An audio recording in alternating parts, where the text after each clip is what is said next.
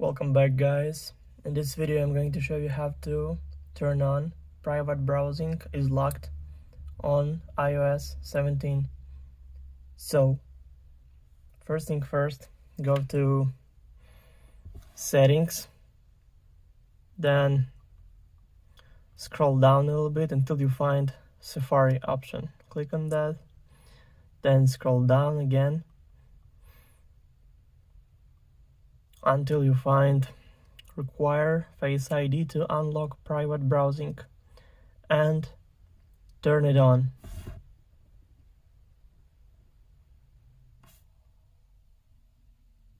And turn it on right here. So after that it will be work perfectly. So thank you guys for watching. Please like and subscribe for more. Bye.